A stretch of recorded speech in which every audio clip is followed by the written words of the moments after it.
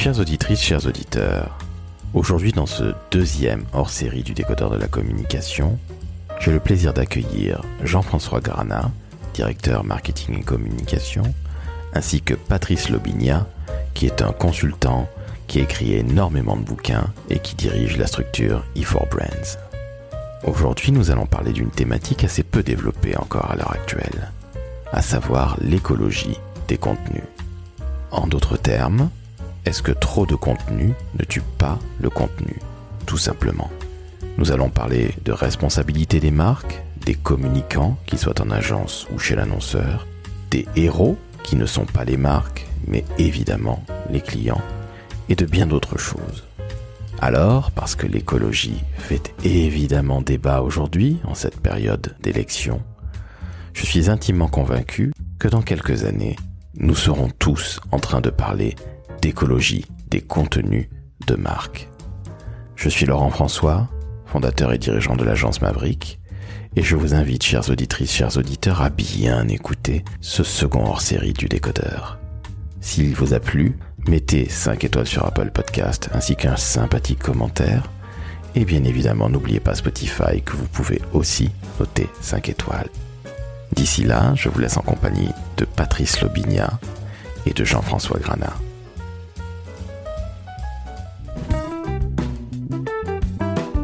Le décodeur de la communication, un podcast de l'agence Maverick.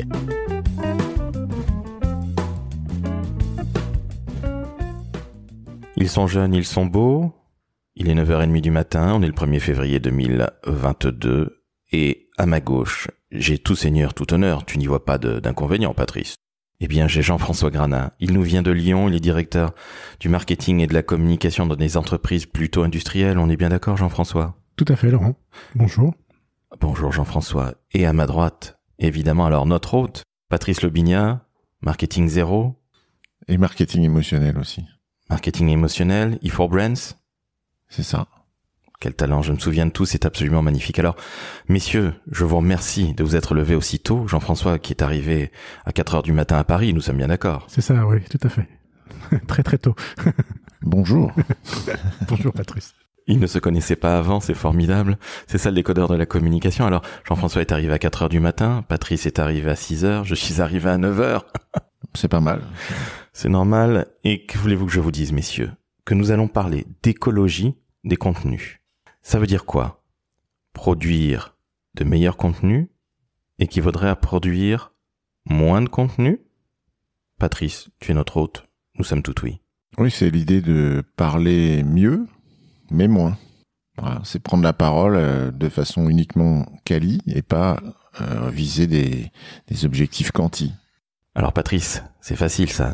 Toi et moi, nous sommes du côté agence, donc on n'a qu'à dire « Oh là là, il faut faire moins pour faire mieux », mais la grande question, Jean-François, toi qui es du côté annonceur, donc toi qui es les mains dans le cambouis, pas si simple, hein?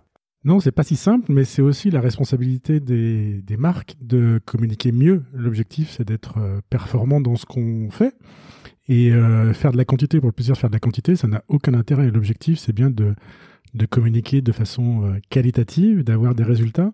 Et je pense, moi, je partage l'avis de Patrice, c'est-à-dire communiquons moins, mais communiquons mieux. Je pense notamment sur les réseaux sociaux, où aujourd'hui, beaucoup de marques sont à faire de la quantité d'informations, de posts dans tous les sens, et sans vraiment réfléchir à leur objectif et à réfléchir aux résultats qu'elles attendent de tout ça. Et je pense qu'on a collectivement, agence et annonceurs, à réfléchir à comment est-ce qu'on peut mieux communiquer, et je pense notamment sur les réseaux sociaux et sur les sites. Moi, je crois qu'on se rejoint avec Jean-François sur cette idée, mais ça vient de de la digitalisation de la communication et du marketing, évidemment, de notre soif d'avoir des informations à travers un smartphone. Et il y a un côté un peu schizophrène, parce que à la fois on aimerait parler mieux et sans doute moins, mais en même temps, on a cette faim d'informations, de nouveautés. Notre cerveau a besoin de recevoir de la dopamine constamment, et donc chaque fois qu'on scrolle un fil d'actu, ça nous nourrit, quoi. Donc comment trouver cet équilibre? Oui, je crois qu'il y a aussi une responsabilité, je pense, collective de agences et annonceurs sur la responsabilité quand on poste. On sait aujourd'hui que les réseaux sociaux, les écrans en général ont un impact énorme sur la santé mentale, des plus jeunes notamment, mais pas que des plus jeunes. Et donc, on a aussi cette responsabilité-là de mieux communiquer et pas d'inonder les réseaux de milliers de posts qui finalement ne servent à rien, si ce n'est qu'à créer justement ces problèmes de santé mentale. Et on a la responsabilité en tant qu'annonceur, en tant qu'agence, de veiller aussi à fournir un contenu de qualité qui corresponde aux attentes des gens et pas inonder, comme on peut voir certaines marques le faire. Je crois qu'on a... Je disais, on est un peu le responsable, mais pas coupable, en fait, dans ces choses-là. On sait que tous les écrans ont un impact énorme sur la santé mentale, mais de l'autre côté, je vois assez peu d'agences, je vois assez peu d'annonceurs prendre ça en compte dans leur planning et dans leur stratégie de communication digitale. Et je trouve ça un peu dommage. Et j'ai pas envie que dans quelque temps, on nous reproche, nous... marketeux, comme on dit vulgairement, ou gens de communication, de pas avoir joué notre rôle de responsable dans cette histoire. Il faut quand même avoir un petit peu de courage aussi, parce que inonder toute la planète avec des vidéos qui consomment énormément de bandes passantes, qui finissent dans des fermes aux États-Unis à essayer de quelque part ne pas trop réchauffer la planète, c'est assez courageux d'oser dire, soit en tant qu'annonceur ou en tant qu'agence, en tant que conseil, oser dire, non, on va peut-être un petit peu se calmer, parce que, on pollue, on n'informe plus, on ne communique plus, on pollue, on saoule tout le monde, et 2, il y aura peut-être un petit peu moins de résultats. Donc ce qui veut dire peut-être un petit peu moins de budget pour tout le monde, ce qui veut dire la communication devient un parent pauvre. Donc courage, monnaie, pas évident tout ça, hein. Oui, je crois qu'il y a cette idée que communiquer, c'est exister aussi. Donc, si tu communiques plus, qu'est-ce que tu fais? Donc, on l'a vu par exemple pendant ces 2 ans là de pseudo-confinement. Il y a des marques quand même qui se sont dit, si on dit pas quelque chose, si on n'envoie pas de message, en fait les gens nous voient plus, les gens vont croire qu'on a disparu et donc on va perdre nos clients, on va perdre le contact. Parce que cette idée bizarre de si tu communiques pas tous les jours, tu perds le contact avec les gens. Est-ce que tu peux communiquer tous les jours avec tous tes clients? C'est compliqué quand même, cette idée-là. Puis ça a pas de sens. Moi, je reçois des newsletters de marques, pas tous les jours, mais toutes les semaines au minimum. Alors que je ne peux pas consommer leurs produits toutes les semaines, ni même tous les mois. Donc, à quoi ça sert? Ils vont pas disparaître de mon esprit sous prétexte qu'ils m'auraient pas envoyé un message cette semaine. Il faut se calmer, quoi. Dans la vraie vie, je crois qu'il y a des gens avec qui on communique pas tous les jours, mais on existe quand même à la fois dans leur esprit et dans leur cœur. Donc, on peut communiquer moins. Ce serait bien. Après, je crois qu'il y a un mouvement là aussi qu'on voit fleurir un peu une petite tendance en ce moment, c'est de se désabonner des newsletters. On en reçoit des tonnes, on s'est abonné à des tonnes de newsletters que finalement on ne lit pas, qui viennent polluer notre boîte mail, qui coûtent de l'énergie, qui coûtent du temps. Et finalement, se désabonner de tout ça, c'est déjà un premier geste, j'allais dire éco-responsable, de se désabonner de ces newsletters pour arrêter de recevoir des choses inutiles. Et puis en tant qu'annonceur, je pense que c'est important aussi de cibler à qui on envoie ces newsletters et d'être sûr que les gens qui lisent ces contenus, ils trouvent les informations dont ils ont besoin ou les informations qu'ils attendent sur la marque. Alors, je suis d'accord avec toi, Jean-François, mais j'imagine que quand tu vas référer de tout ça à ta direction générale, où tu vas dire, écoutez, on a beaucoup mieux ciblé, donc quelque part, on a éliminé ou nos newsletters ont été éliminés par tant de % de notre base de données. Ça rassure ces gros chiffres. 1 million, 2 millions, waouh, dis donc, on communique à fond. Comment faire pour justifier tout ça? Parce que, sur le principe, on est tous d'accord qu'il faut pas polluer.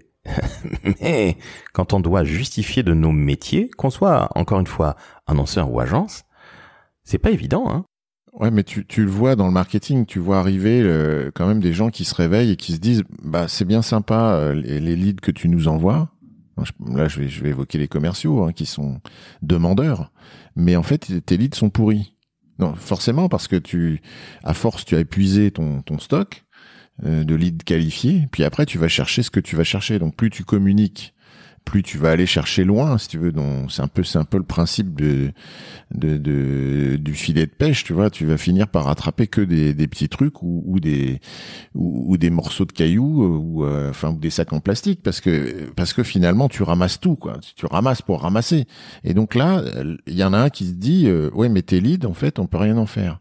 Donc c'est ça l'idée de communiquer mieux, c'est d'arrêter de croire que parce que ton chaland va être plus gros, tu vas ramasser plus de trucs. Tu vas ramasser plus de trucs, mais tu vas ramasser beaucoup moins de choses qualifiées. C'est comme si dans la vraie vie, tu veux t'adresser à tout le monde. Est-ce que c'est ton idée quand tu sors dans la rue que de parler à chaque personne que tu croises? Non, en fait, ça n'a pas de sens. Mais pourtant, c'est ce que beaucoup font. Donc, il suffit quand même de regarder la responsabilité, c'est quand même regarder ce qu'on fait et de se dire qu'est-ce que je fais là. S'interroger sur le sens de nos actions. Tout le monde dit il faut du sens, le consommateur cherche du sens, la raison d'être, etc. Oui, c'est bien, mais dans tes actions, est-ce que tes actions ont du sens? Si tes actions n'ont pas de sens pour ceux qui reçoivent malheureusement ta communication, ne le fais pas. C'est simple, en fait. Moi, je pense que le principe est simple. Alors, oui, il faut du courage, c'est ce que tu disais tout à l'heure, mais le courage d'être responsable de ses actions, de regarder ses actions, de se dire est-ce que ça intéresse quelqu'un? Est-ce que je le fais pour quelqu'un? Si je le fais pour moi, je veux dire, je me parle dans mon miroir, dans ma salle de bain, et ça va très bien. Hein. Oui, une sorte d'ego trip marketing. Ouais, je crois aussi que, en fait, on est à un moment où la communication digitale, finalement, c'est pas très vieux, ça a une dizaine d'années, et c'est un peu parti un peu dans tous les sens. On a un peu tout essayé, et je pense qu'on est à un moment où on est en train de se dire, finalement, la com digitale, c'est qu'un outil de plus dans tous les outils qu'on peut utiliser en com, et c'est pas une fin en soi. Et aujourd'hui, il y a une réflexion de dire comment est-ce qu'on utilise au mieux cet outil, comme on a pu le faire il y a quelques années pour la pub, pour les relations presse, il y a peut-être des petites modes comme ça qui passent dans le domaine du marketing et de la com.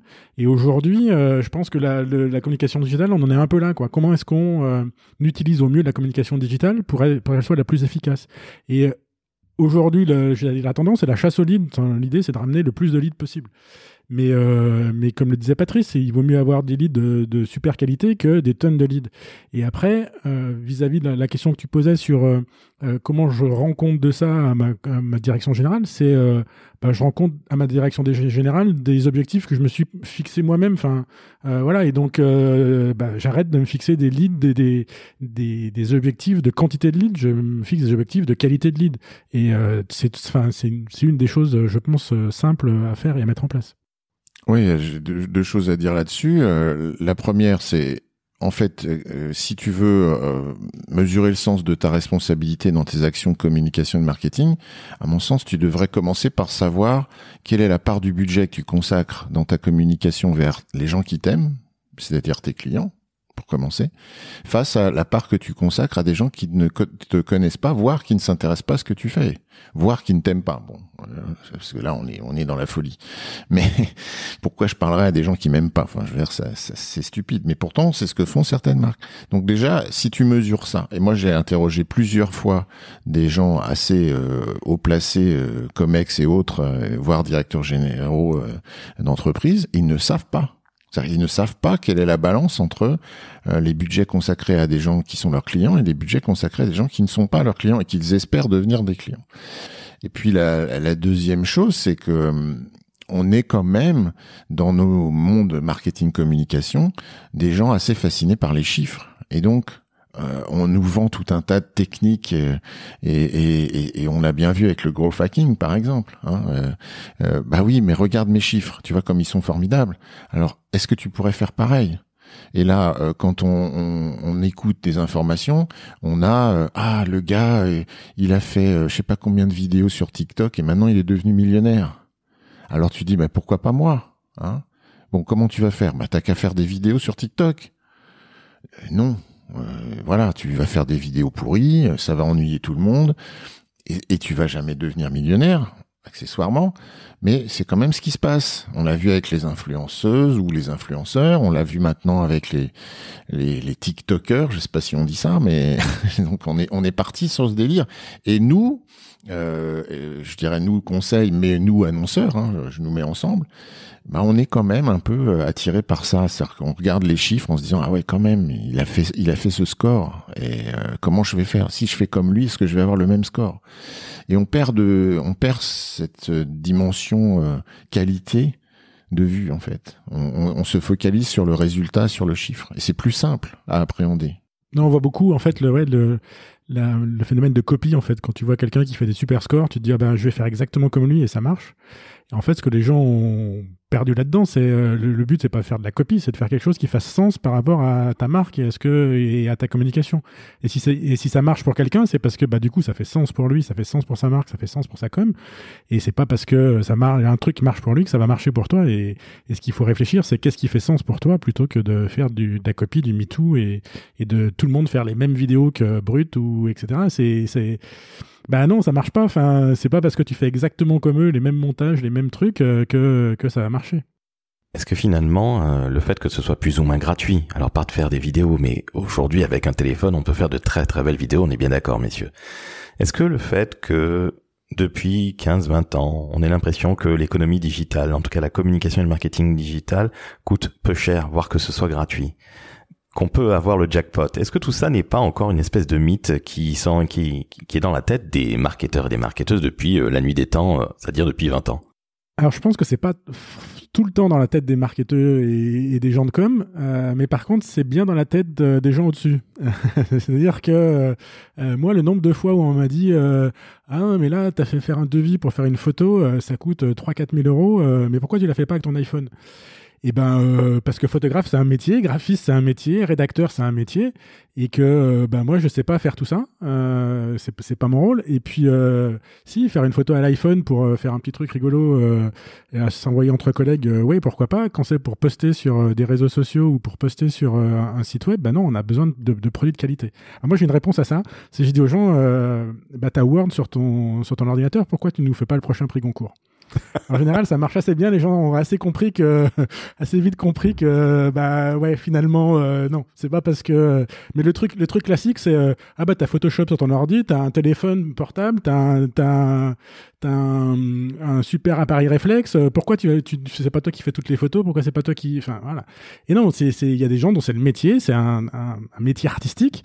Et c'est des métiers qui sont basés sur l'émotion et sur dans une photo, il y a énormément d'émotions qui passent et rendre cette émotion-là, c'est un travail de professionnel. L'émotion, ça te parle, Patrice? Oui, complètement. Mais c'est vrai que cette question de la gratuité, elle est quand même sous-jacente au problème de l'écologie des contenus. C'est-à-dire que puisque c'est gratuit, finalement, on n'a qu'à le faire et on n'a qu'à en faire plus et on n'a qu'à en faire à l'infini. Mais on mesure pas l'impact. Et ce n'est pas gratuit, comme Jean-François vient de le rappeler, du tout. Et écrire un beau texte, c'est pas gratuit, quoi. Mais sinon, oui, t'as ton Word, tu l'ouvres et puis tu nous fais un texte, mais ça va pas marcher. Donc, non, mais c'est ça que beaucoup ont compris quand même. C'est vrai, cette question-là, elle est très centrale dans la stratégie de copier tout le monde, de diffuser des posts partout. Il y a quand même, tu parles des photographes, mais bon, c'est quand même un métier qui est en difficulté parce que on a accès à des images gratuites. L'idée des textes gratuits, la vidéo gratuite, c'est pas terrible, mais ça fait rien. C'est vrai qu'on a dégradé ça. Moi, je viens de faire avec des industriels des webinars qu'ils ont tourné en avance sur un format genre de 15-20 minutes. Ceux qui ont investi un peu dans l'image, dans le son, ils ont un rendu, évidemment, ils ont fait venir une équipe. Enfin, c'est autre chose, quoi. On parle pas de la même chose que celui qui a voulu le tourner avec son smartphone. Mais il y a une dépréciation et puis finalement, comme ce qui compte, ça va être combien de vues dans l'esprit de certains. Bon, c'est pas grave, c'était merdique, mais on a fait des vues quand même, quoi.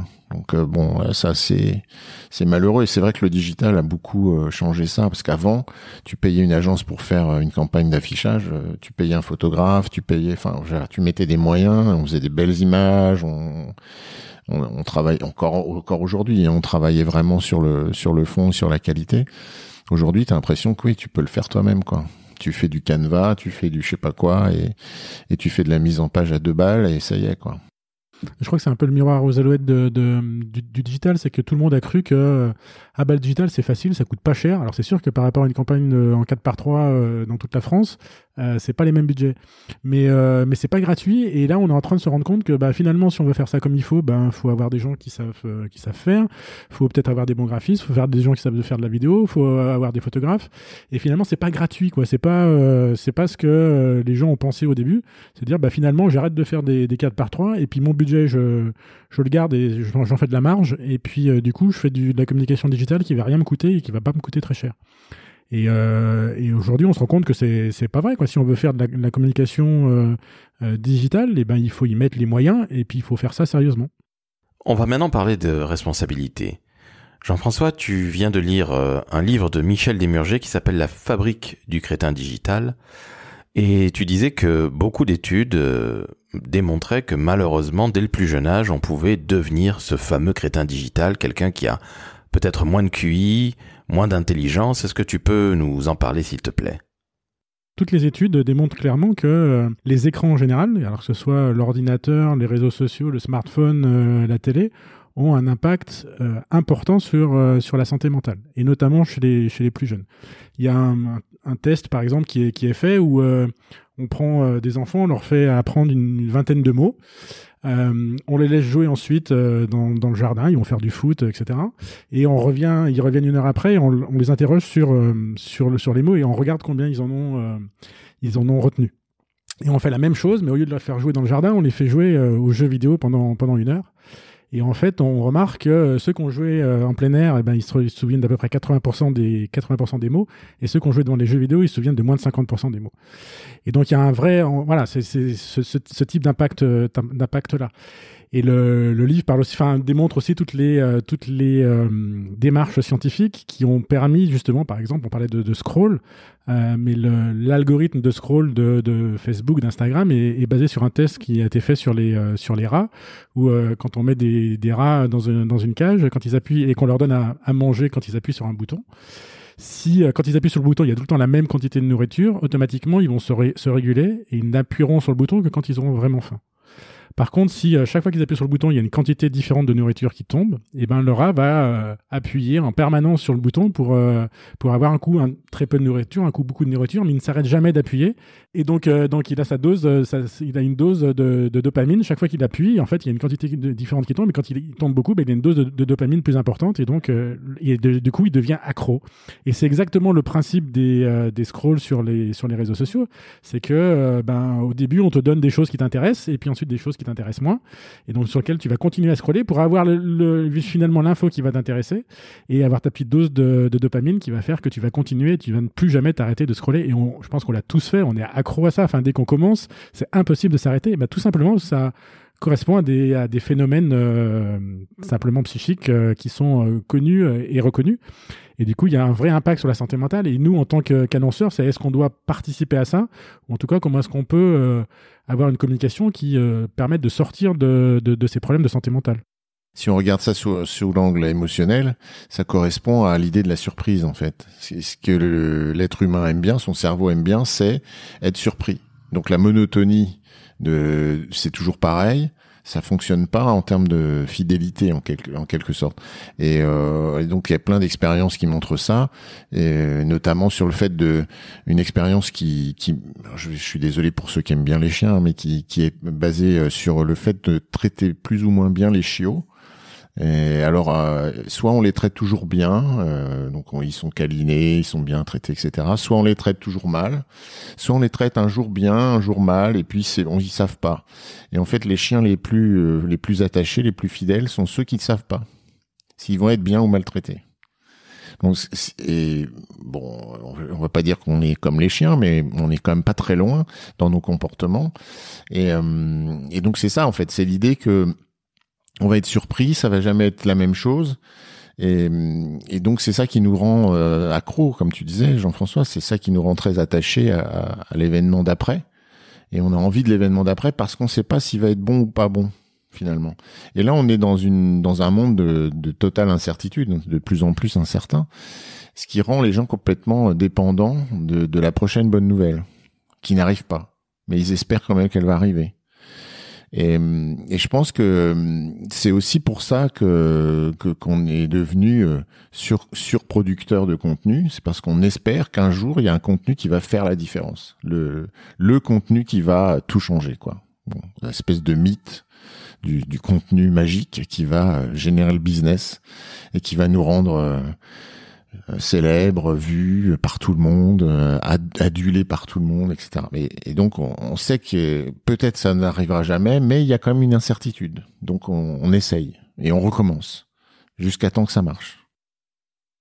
Après, je pense qu'en tant qu'annonceur là-dedans, on a une responsabilité. C'est est-ce qu'on a envie de contribuer à créer une société où tout le monde serait des crétins finis, ou est-ce qu'on a envie, au contraire, d'éviter ça et de faire en sorte que on sorte de ce schéma de crétinisation complet de la société, quoi. Et en tant qu'entreprise, en tant qu'annonceur, en tant qu'agence, on a probablement un rôle à jouer.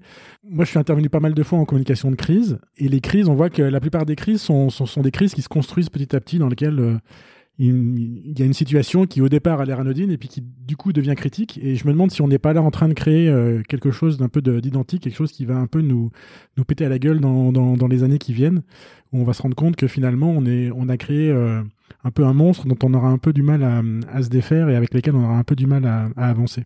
Ça donne envie de croire en le futur? Ouais, je sais pas, parce qu'on invente toujours un nouveau truc, tu vois. Là, hier, j'ai reçu un communiqué de presse qui m'annonce que Carrefour a acheté un terrain dans le monde des métaverses.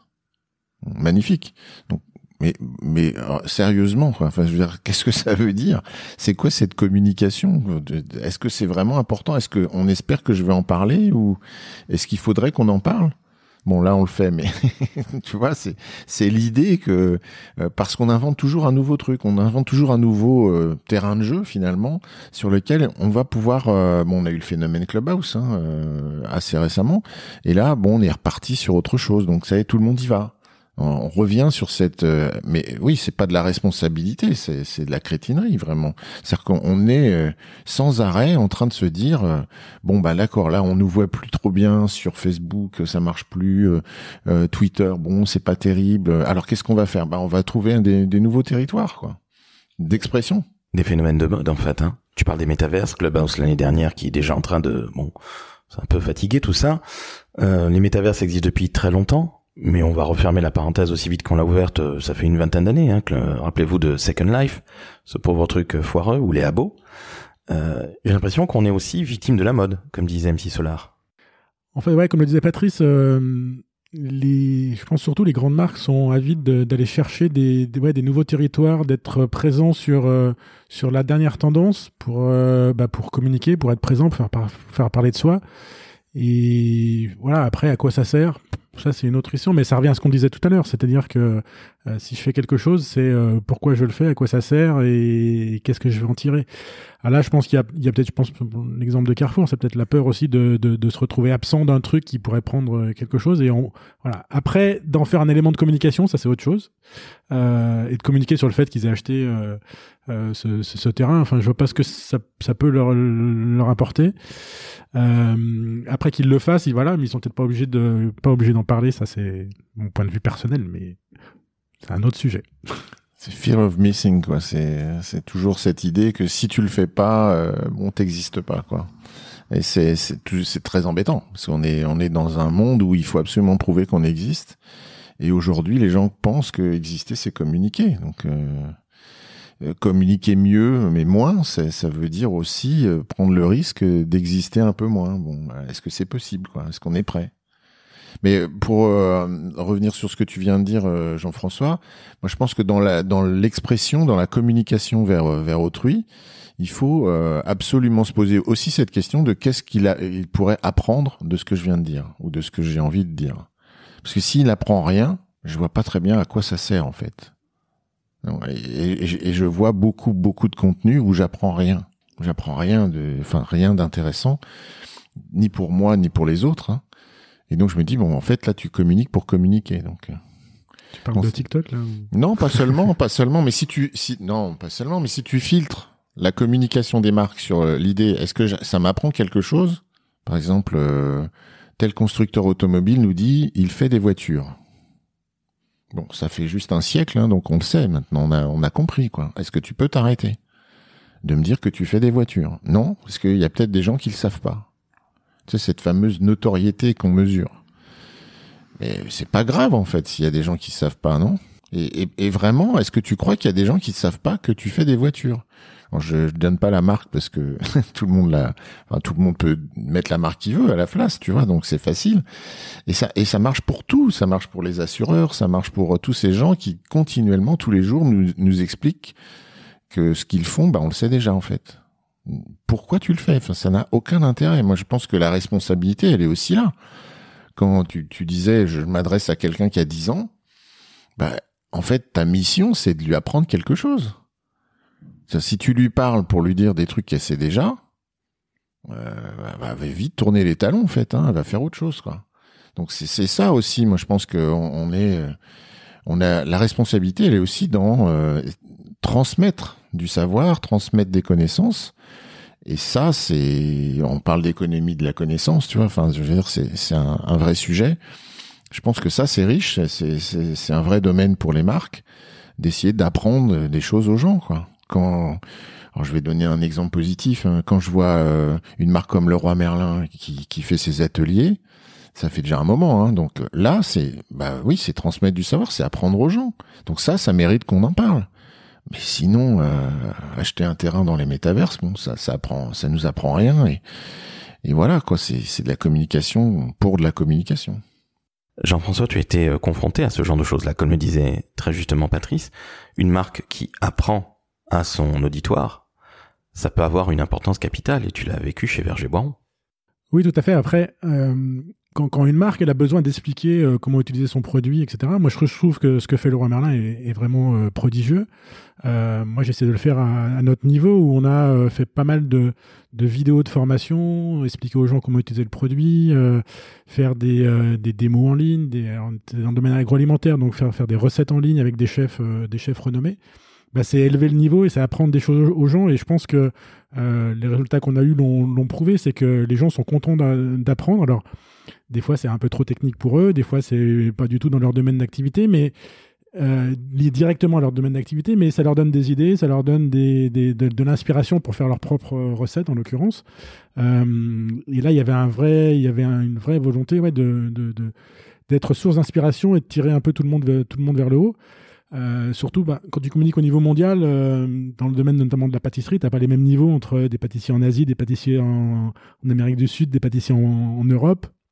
Et donc du coup, apporter des techniques, présenter des choses des fois très simples. Alors le pâtissier européen, il va peut-être pas s'y retrouver, mais le pâtissier asiatique, il va trouver ça absolument formidable.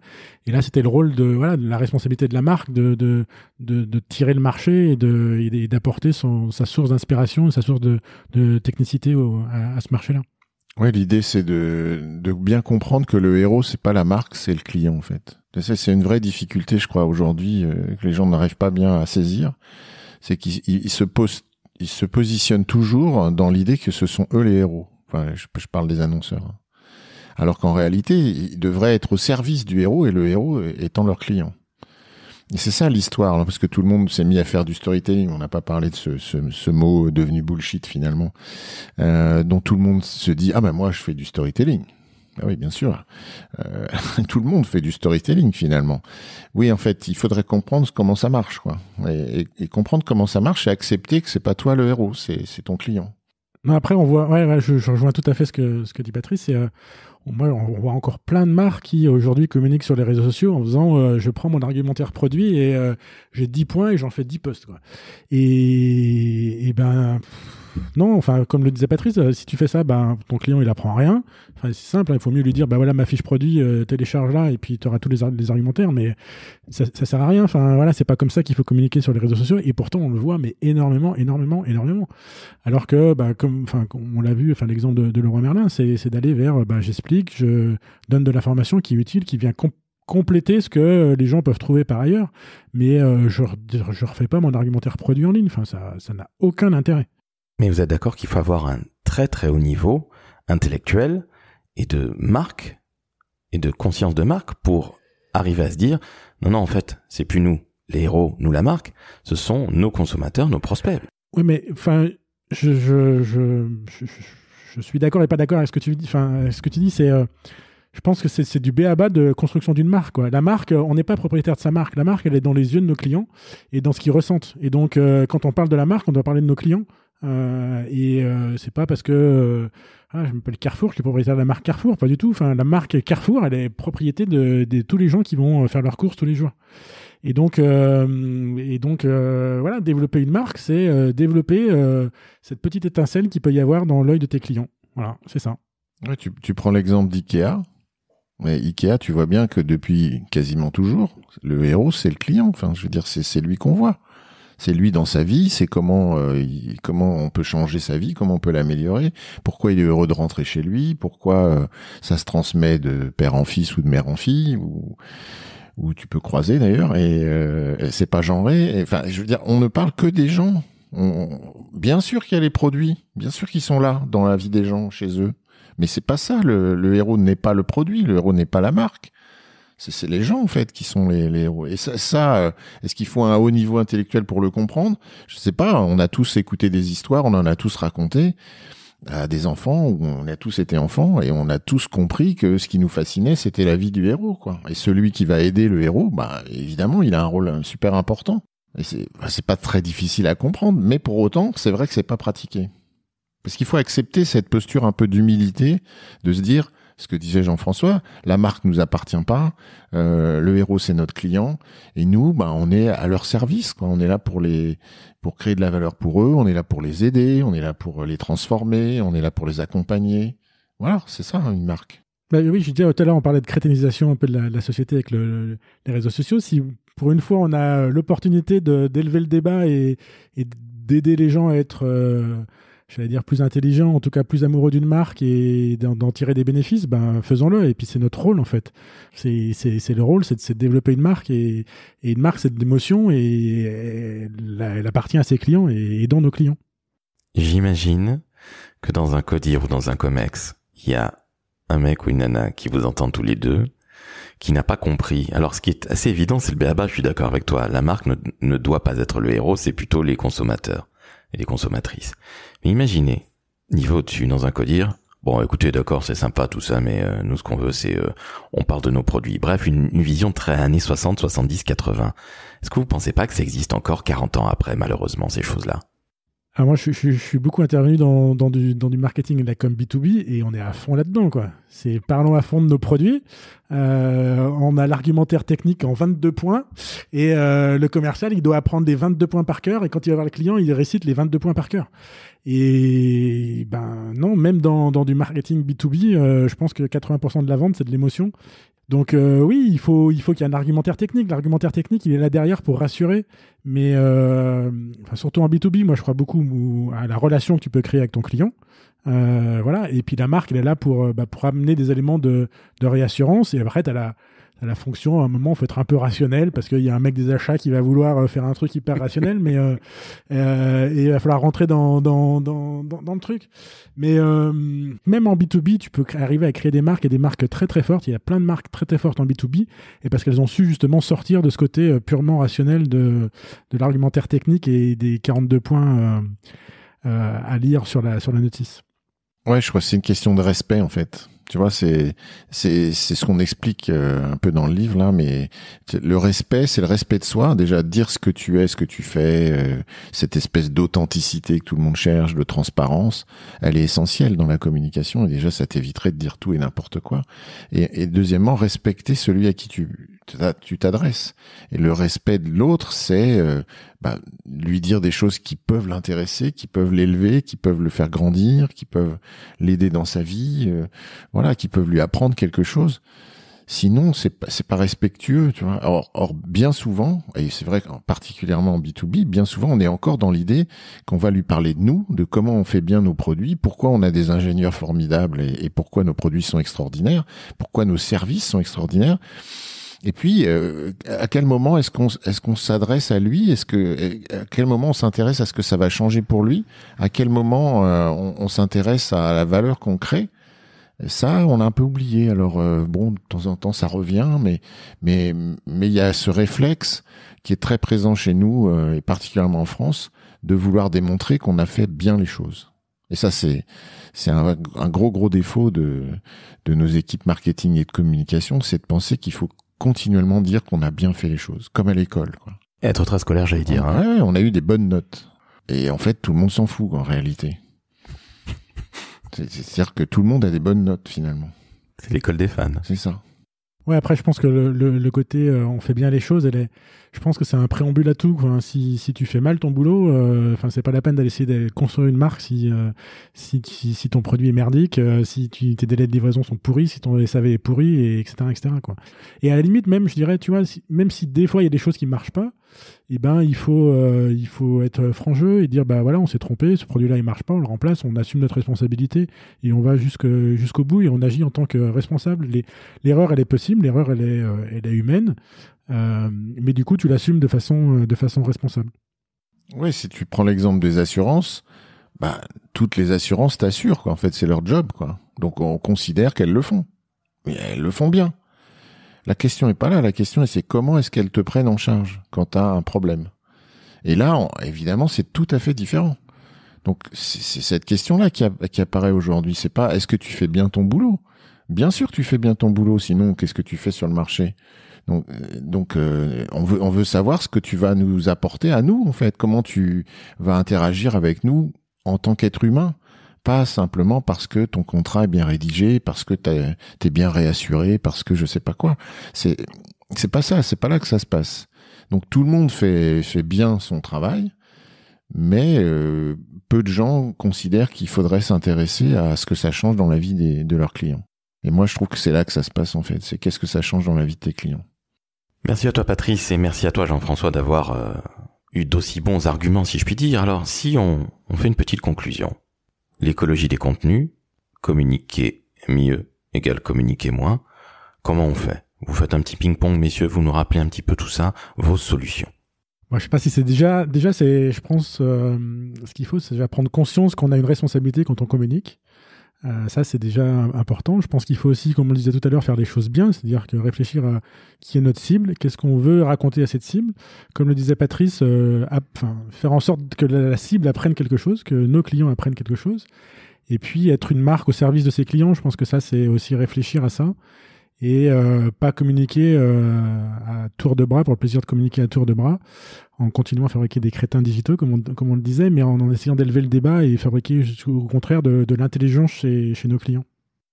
Oui, tout ça, et pour reprendre ton mot tout à l'heure, évidemment un peu de courage et moins de peur. Parce que pour moi, la peur est aussi trop présente en fait dans les discours. Et si on fait pas ça, alors qu'est-ce qui va se passer? Et si on fait pas ça, est-ce qu'on va disparaître? Faudrait être un peu plus détendu. Alors je sais bien que c'est compliqué, la pression du business, des résultats, du futur COMEX, mais moins de pression, moins de peur, ça permettrait déjà de mieux parler. Si tu remarques, quand toi qui interroges plein de gens, tu les fais parler et tu vois bien que quand ils sont détendus, ils disent des choses plus intelligentes que quand ils sont un peu crispés.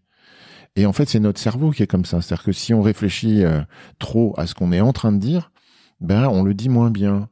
Et il nous faut peut-être plus de temps. Et du coup, c'est pas structuré, c'est moins compréhensible. Donc, moins de peur égale plus de fluidité. Parce que finalement, quand on s'exprime, si on réfléchit trop à ce qu'on voudrait passer comme message, eh bien, on devient confus, on devient un peu hésitant.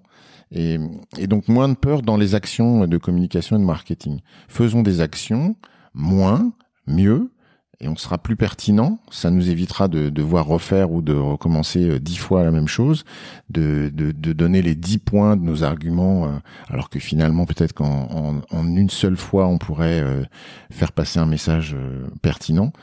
Et donc, moins de pression sur nos actions. Je pense que c'est aussi ça la responsabilité, c'est de savoir que quelquefois ça marche pas, c'est pas grave.